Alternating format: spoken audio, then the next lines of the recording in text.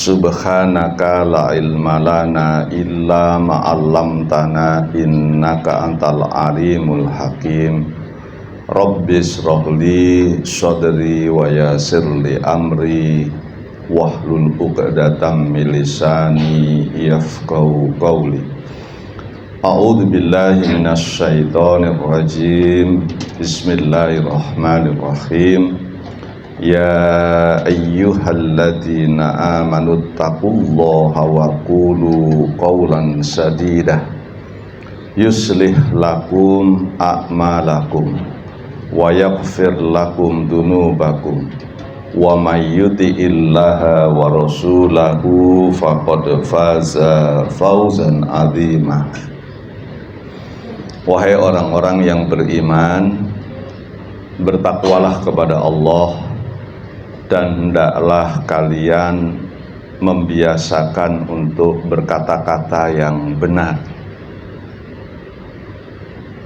Karena perkataan yang benar itu, kata Allah, akan dapat memperbaiki amal solehmu. Allah akan mengampuni dosa-dosamu, dan Allah akan mengantarkanmu untuk mencapai kemenangan yang agung. Maha benar Allah dengan segala firman-Nya yang dijelaskan di dalam surat Al-Ahzab surat ke-33 ayat 70 dan 71. Itulah mukadimah dari firman Allah yang saya kutip di dalam awal salam saya kepada Bapak Ibu sekalian. Ikhwanul muslimin wal muslimat rahimakumullah. Marilah kita senantiasa bersyukur kehadirat Allah Subhanahu wa taala. Wa may yaskur fa innama yaskuru li nafsi.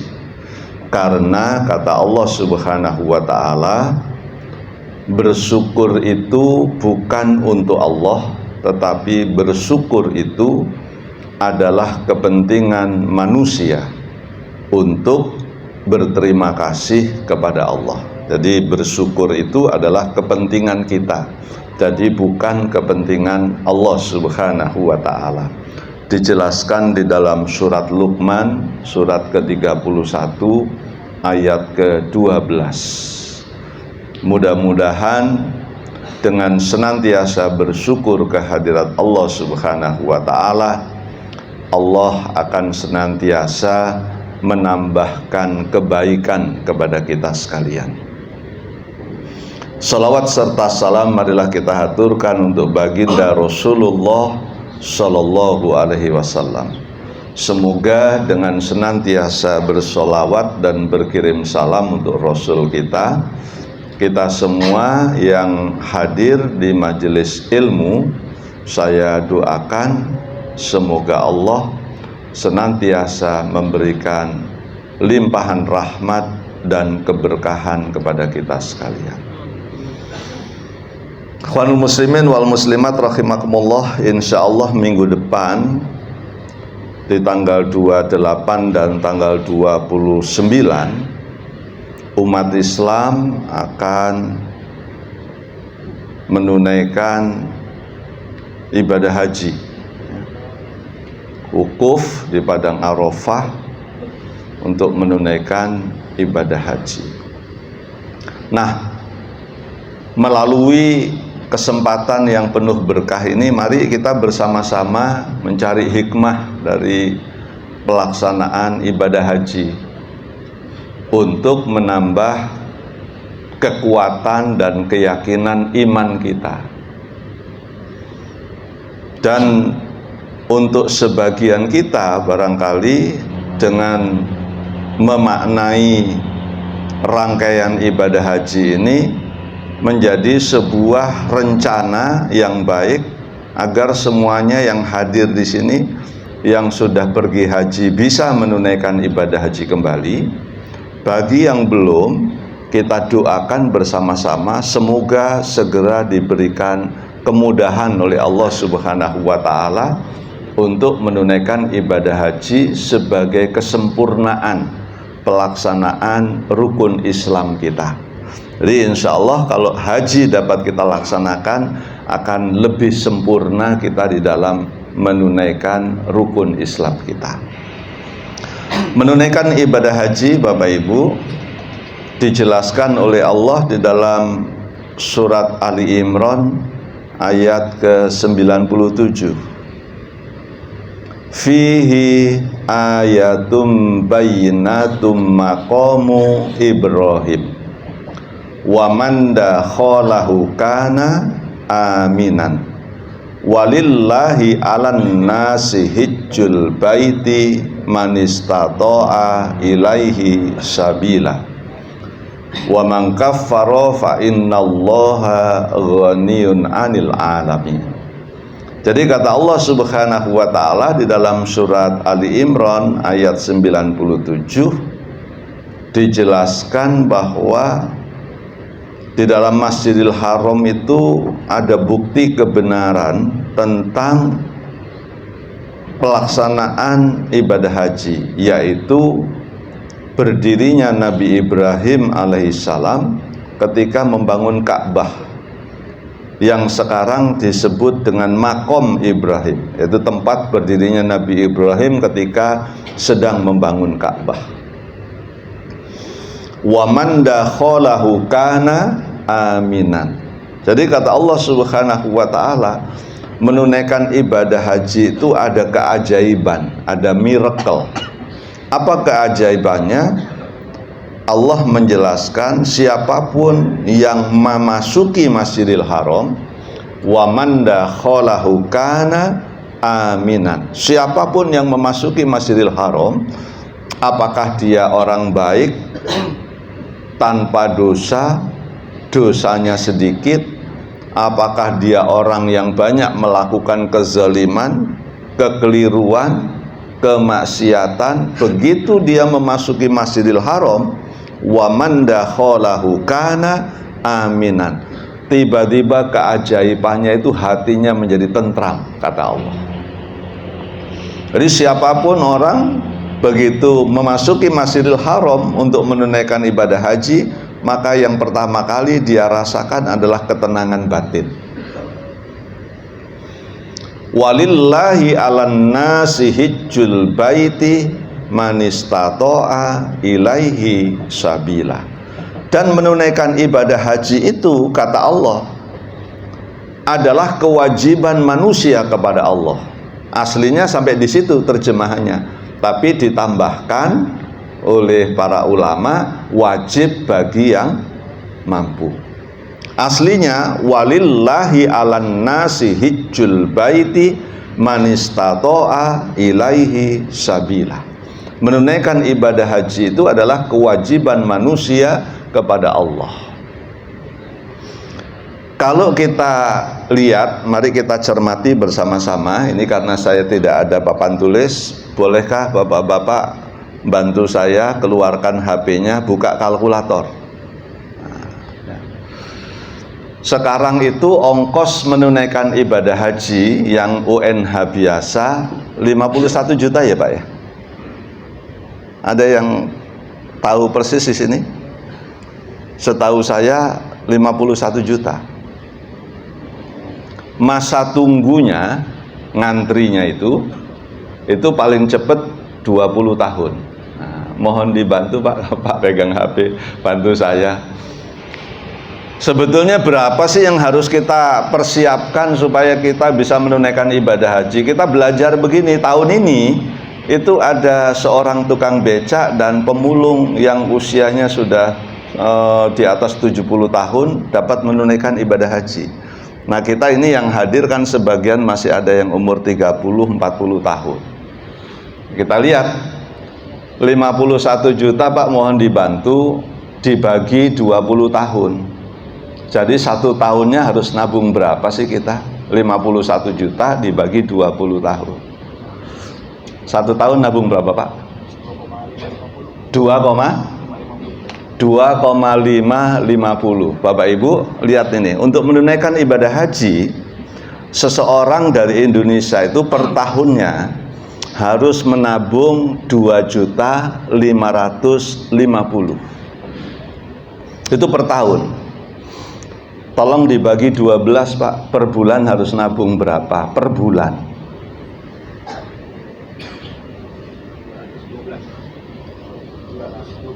212.500. Ini untuk bisa pergi haji Pak. Jangan sampai nanti ada alasan punya rumah tapi nggak bisa pergi haji. Ini saya mau tunjukkan, per bulan itu harus nabung berapa tadi per bulan? 200. Nah, dibagi 30 hari. Per hari nabungnya berapa sih? Kelihatannya cuma 8.000 perak. 7.000-an. Jadi Pak, ternyata untuk pergi haji itu kalau dengan financial planning, itu bahasa kerennya, perencanaan keuangan, kita itu cuma disuruh nabung nggak nyampe 8.000 perak per hari. Makan kita itu sekali makan bisa 20.000, bisa 24.000, kadang-kadang 30.000. Kalau dikurangi 8.000, makan tetap bisa berjalan, insya Allah hajinya terrealisasi. Coba. Maka aneh kalau ada orang Islam dia punya rumah lalu nggak bisa menunaikan ibadah haji. Sepeda motor pun punya, dia bisa kredit bayar 500.000 per bulan. Ini haji per bulan hanya ternyata 200, tadi sekitar 220.000. Bapak Ibu, ayo bagi yang belum menunaikan ibadah haji, bismillah nonton filmnya Buya Hamka. Karena Buya Hamka berpesan siapa yang mengejar akhirat, insya Allah dunianya dapat. Ya, ini pertama. Segera buka tabungan haji. Kalau sekarang umur 50, ya insya Allah di usia 70 minta kesehatan kepada Allah. Syukur-syukur Allah beri kemudahan. Sebelum usia 70 sudah dapat kemudahan panggilan ibadah haji. Walillahi 'alan nasi hijjul baiti man istata'a ilaihi sabila. Ngredit rumah 600.000 bisa sebulan, 700.000 bisa, tapi hajinya nggak pernah direncanakan. Ketika rumahnya lunas, harga di 700 jutaan, hajinya nggak jadi. Nah, ya. Kredit motor sudah beberapa kali ganti yang harga 40-an juta. Harga 30 juta. Nah, mari coba segera dihitung nanti bersama-sama. Jadi kalau untuk suami istri per hari nabungnya 15.000 kalau untuk 2 orang. Ikhwanul muslimin wal muslimat rahimakumullah. Yang kedua, perbekalan haji memang betul harus dengan kesehatan, kemampuan finansial. Tetapi di dalam surat Al-Baqarah ayat 197, Al-Hajju ashhurum ma'lumat, faman farada fihinnal hajja fala rafasa wala fusuqa wala jidala fil hajj wa ma taf'alu min khairi ya'lamullah wa tazawwadu fa inna khairazadi taqwa wattaquni ya ulil albab. Allah menjelaskan bahwa menunaikan ibadah haji itu waktunya tidak bisa diubah-ubah, mulai Ramadan sampai Zulhijjah, itu 3 bulan kira-kira di masa itu. Maka barang siapa dia telah menetapkan niat, kapan mulai menetapkan niat?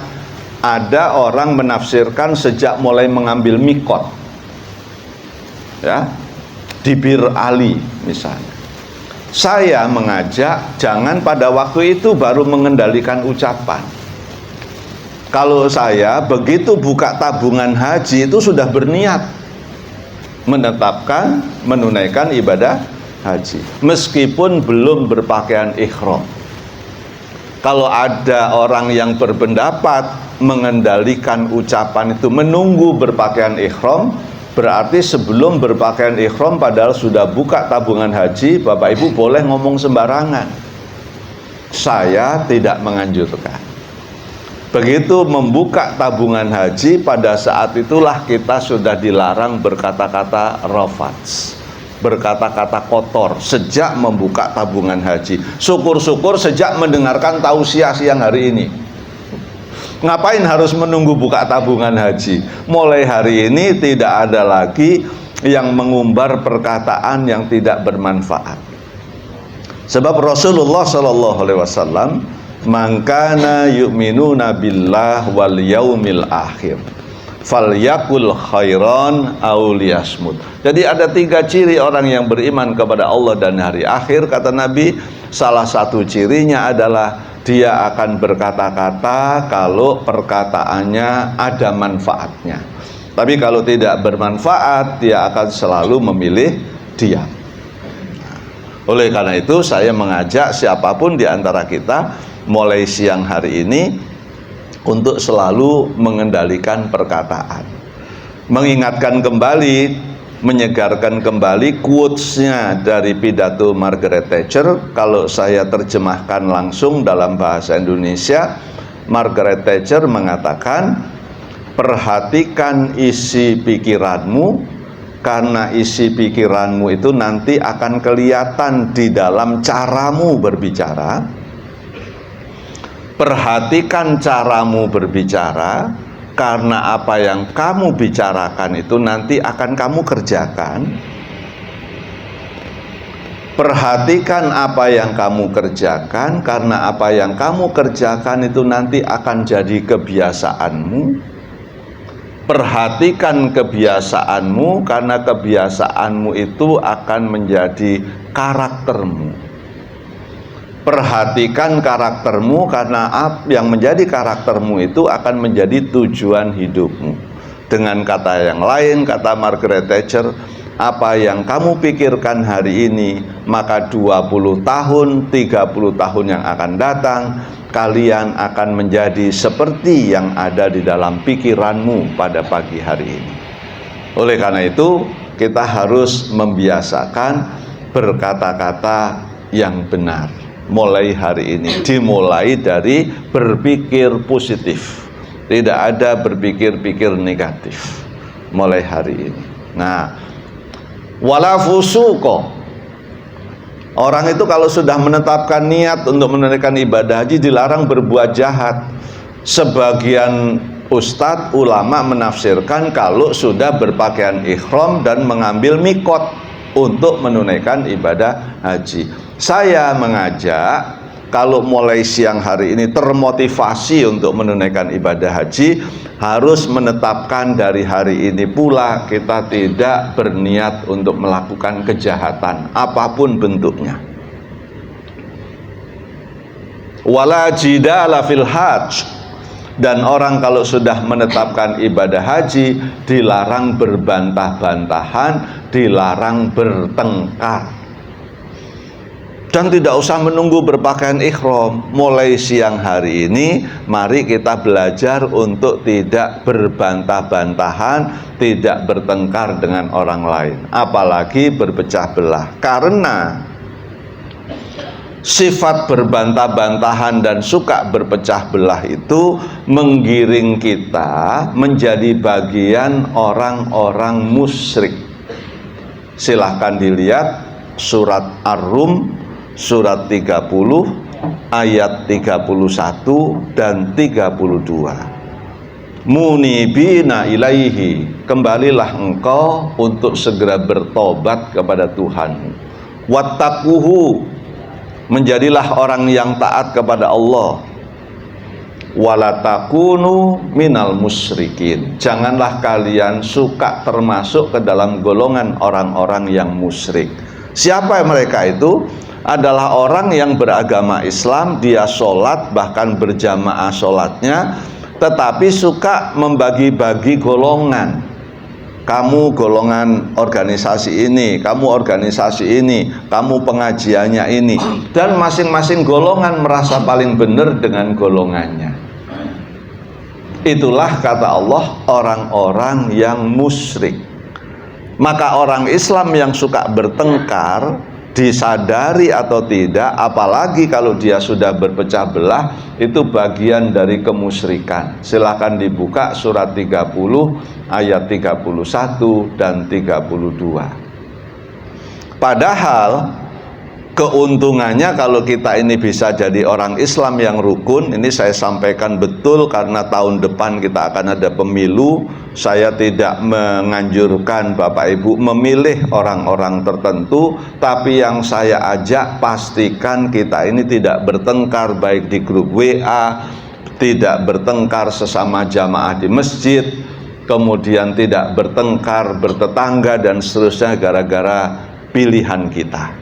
Karena kalau kita bisa rukun, ada di dalam surat Al-Hujurat surat 49 ayat 10, innamal mu'minuna ikhwah, sesungguhnya sesama mukmin itu bersaudara. Fa aslihu baina akhawaikum wattaqullaha la'allakum turhamun. Kalau seandainya umat Islam ini hidupnya bisa rukun, maka Allah akan menurunkan banyak rahmat di dalam hidupnya. Jadi kalau kita bisa rukun sesama mukmin karena kita ini bersaudara, insya Allah kita akan mendapatkan limpahan rahmat dan keberkahan dari Allah Subhanahu wa Ta'ala. Tapi kalau sesama mukmin kita tidak rukun, maka akan turun kebalikan dari rahmat, yakni laknat dari Allah Subhanahu wa Ta'ala. Wa tazawwadu fa inna khairaz zadi taqwa. Kembali ke Al-Baqarah 197. Dan menunaikan ibadah haji itu, kata Allah, hendaknya berbekal yang cukup, tetapi perbekalan yang paling utama adalah ketakwaan kepada Allah Subhanahu wa Ta'ala. Oleh karena itu, Bapak Ibu, itulah alasannya mengapa menunaikan ibadah haji itu waktunya pelaksanaannya setelah menunaikan ibadah puasa Ramadan. Karena puasa Ramadan itu adalah fasilitas untuk mengantarkan kita masing-masing menjadi orang yang bertakwa. Nah, orang takwa itu, kata Allah Subhanahu wa Ta'ala, tentu sudah melaksanakan 4 rukun Islam sebelumnya. Pasti dia seorang muslim karena sudah bersahadat. Walaupun sudah bersahadat, dia belum dikatakan muslim sebelum dia mendirikan sholat. Tapi ada sebagian orang mengatakan kalau sudah bersahadat itu sudah jadi muslim. Padahal di dalam hadis yang lain Rasulullah menjelaskan dengan sangat gamblang, bainar rajuli wa bainal kufri tarkus sholah. Yang membedakan orang itu Islam atau musyrik atau kafir adalah sholatnya, bukan syahadatnya. Maka tidak dibenarkan ada orang sudah bersahadat tidak mendirikan sholat. Karena kalau cuma bersahadat, kata Nabi di dalam hadis yang lain, belum muslim. Bainar rajuli wa bainal kufri, kufur kafir, kalau dia tidak mendirikan sholat. Nah, tentu orang yang sholat, walaupun sholatnya berjamaah, rajin, kalau tidak mau menafkahkan hartanya di jalan Allah, nah, jadi persoalan juga nih masuk surganya, hambatannya banyak. Oleh karena itu kita wajib menunaikan rukun Islam yang 3. Berzakat bagi yang memenuhi nisab. Kalau nggak ada nisabnya, tidak punya tabungan sampai 86 juta rupiah, maka hendaklah dia mau berinfak dalam keadaan cukup maupun tidak cukup. Dan yang keempat, puasa, hasilnya sebagai bukti ketakwaan adalah ada 5. Kita ini takwa atau tidak, ciri-cirinya ada 5. Coba buka surat Ali Imran ayat ke-17. Orang takwa itu ciri-cirinya 1, orangnya pasti sabar. Coba kita tanya, kita ini sabarnya sampai di mana? Marah kita itu tiap hari kah? Seminggu sekali kah? Sehari 3 kali kah? Rutin? Ya. Kalau belum 3 kali rasanya ada yang kurang begitu. Jadi harus 3 kali marahnya. Lalu orang sabar itu ciri-cirinya 2. Wal kaziminal ghaidha wal afina 'anin nas. Orang sabar itu ciri-cirinya marahnya sedikit, pemaafnya luar biasa. Mari kita tanyakan pada diri kita. Jangan sampai seperti di televisi yang beberapa hari ditayangkan terus tiap hari. Gara-gara cekcok di jalan bertetangga, motor tetangganya ditabrak di jalan raya sampai meninggal dunia. Nah, jangan sampai umat Islam seperti itu. Ini, mari kita perhatikan betul. Termasuk di rumah, praktek sabar itu bukan di tempat pengajian. Kalau di tempat pengajian, alhamdulillah kita sabar semua ini, ya, sabar semua di tempat pengajian. Saya pun ngomongin sabar juga ringan kalau lagi ngasih pengajian begini. Nanti prakteknya di jalan raya sepulang dari sini, sama prakteknya di rumah. As-sabirina. Yang kedua, was-shadiqina. Ukuran takwa itu bukan sekedar sholat berjamaah, tetapi ukuran ketakwaan kita adalah kejujuran. Kalau kita masih suka bohongin orang, termasuk istri kita sendiri yang kita bohongi. Ibu-ibu suka bohongin orang, termasuk suaminya sendiri dibohongi. Kalau kita pegawai, termasuk saya ini pegawai, suka bikin tanda tangan palsu, kehadiran kita ditandatangani teman kita. Apalagi kalau masih pakai amano, belum fingerprint.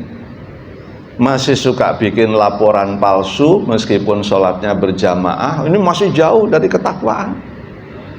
Padahal watazawwadu fa inna khairaz zadi taqwa. Untuk menunaikan ibadah haji itu bekal utama adalah ketakwaan.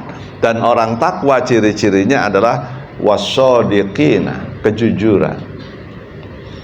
Yang ketiga wal qanitina, istiqomah dalam kebaikan.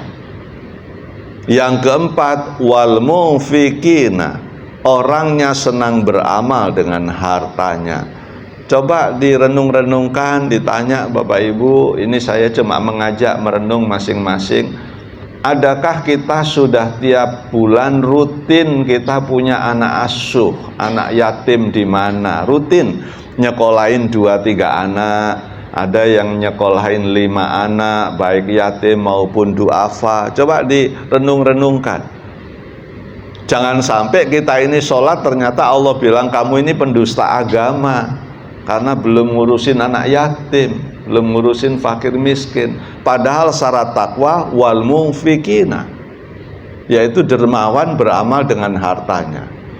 Dan yang kelima, yang terakhir wal mustaghfirina bil ashar, suka mohon ampun di akhir malam. Nah, materi saya belum selesai tapi takut ada yang mau tanya. Dan Bapak Ibu, saya memang diingatkan berhentinya pukul 1 kurang 15. Kalau seandainya nggak ada yang nanya, mau saya tambah 5 menit juga masih boleh. Ada yang mau tanya nggak ya Pak? Soal nabung 7.000. Nabungnya di mana gitu, nanyanya ke saya. Nah, udah nabungnya per minggu aja 50.000 di bank, ya kan? 50.000 itu sudah melebihi dari per hari 7.000 kan. Nabungnya 50.000 per minggu, jadi sebulan 200.000. Wah, itu sudah nyampe. Tidak ada pertanyaan? Cukup? Ya, daripada nanti Bapak Ibu menahan kantuk, kasihan juga. Nanti sisanya kita lanjutkan bulan depan, sepertinya masih ada jadwal saya ya.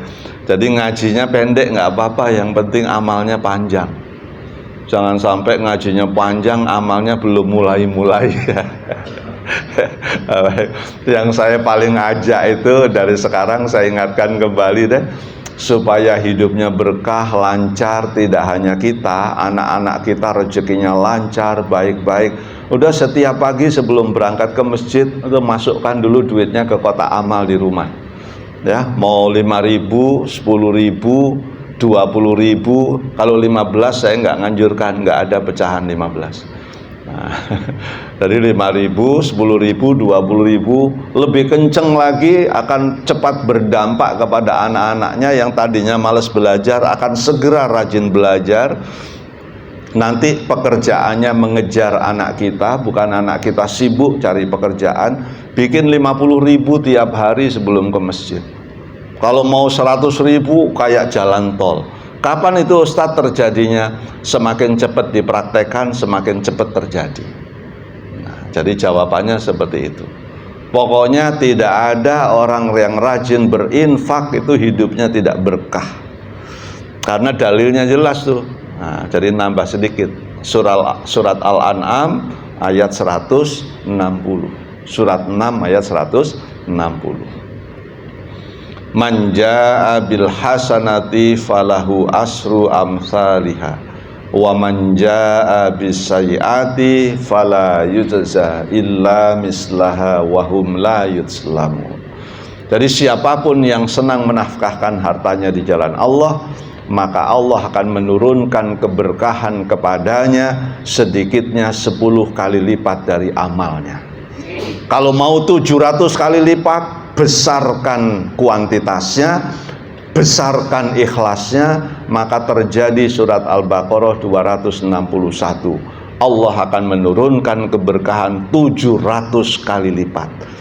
Kalau ini kita tidak laksanakan, maka sebaliknya kita akan merasakan surat An-Nahl ayat 112. Libasal ju'i wal khaufi bima kanu yasnaun. Nanti hidupmu penuh dengan kegelisahan, penuh dengan ketakutan, dan penuh dengan kekurangan. Jadi kekurangan dan kebangkrutan yang kita rasakan itu karena kita pelit, nggak suka nolong sama orang. Ini firman-firman Allah. Jadi kalau mau berkah, cukup nggak cukup, mulai belajar nolong orang. Karena banyak orang yang lebih susah daripada kita. Demikian yang dapat saya sampaikan. Semoga memberikan dorongan untuk kita semangat, walaupun sudah tahu, segera praktek apa yang belum kita kerjakan. Billahi taufiq wal hidayah. Assalamualaikum warahmatullahi wabarakatuh.